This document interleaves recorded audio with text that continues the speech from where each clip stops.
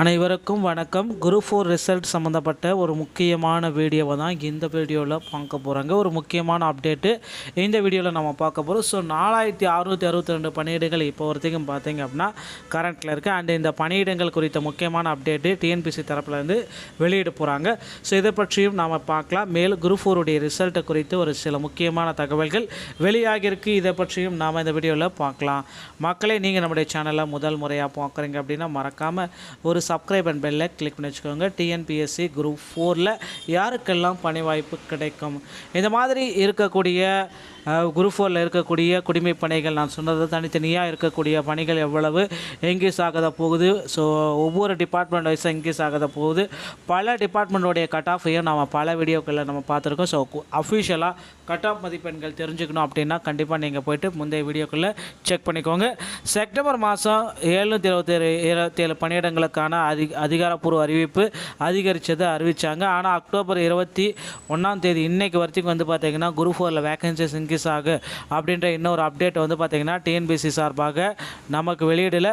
So கண்டிப்பாக TNPSC சார்பாக group 4ல் vacancies increase ஆகுது அப்படின்ற ஒரு அறிவிப்பை இன்னும் ஒரு சில தினங்களில் நமக்கு வெளியிடுவாங்க.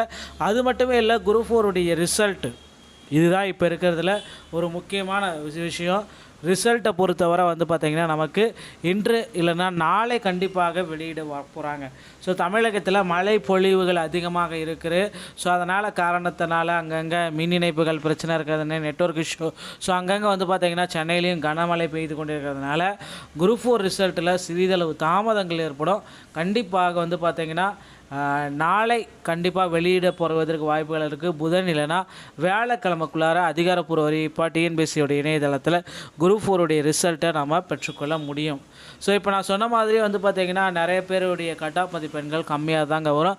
தமிழில் பார்த்திங்கன்னா டிஎன்பிசி நிறைய மதிப்பெண்கள் இழந்துட்டாங்க. அந்த தமிழ் எலிஜிபிலிட்டிலே பார்த்திங்கன்னா அந்த மக்கள் நிறைய பேர் வெளியே வந்துட்டாங்க. அப்படின்றதுனால தமிழ் கட் ஆஃப் மதிப்பெண்கள் இப்போ கம்மியாக தாங்க இருக்கும். So junior assistant typist, new typist, forest watch, card watcher, so இந்த மாதிரி தனித்தனியாக எவ்வளோ பணிகள் இன்க்ரீஸ் பண்ண போகிறாங்கன்ற அப்டேட்டையும் நம்ம விரைவில் நம்ம எதிர்பார்க்குறோம். இதனால் பார்த்திங்க அப்படின்னா கட் ஆஃப் மதிப்பெண்கள் ரொம்ப கம்மியாக தாங்க வருது. ஸோ குரூப் 4 எல்லாம் எக்ஸாம்ஸ் எல்லாமே அடுத்த ஆண்டுக்கு உண்டான எக்ஸாமுக்கு உண்டான பணிகள் எவ்வளோ வேக்கன்சிஸ் இருக்குது அப்படின்ற ஒரு அப்டேட்டையும் நமக்கு விரைவில் கொடுக்க போகிறாங்க.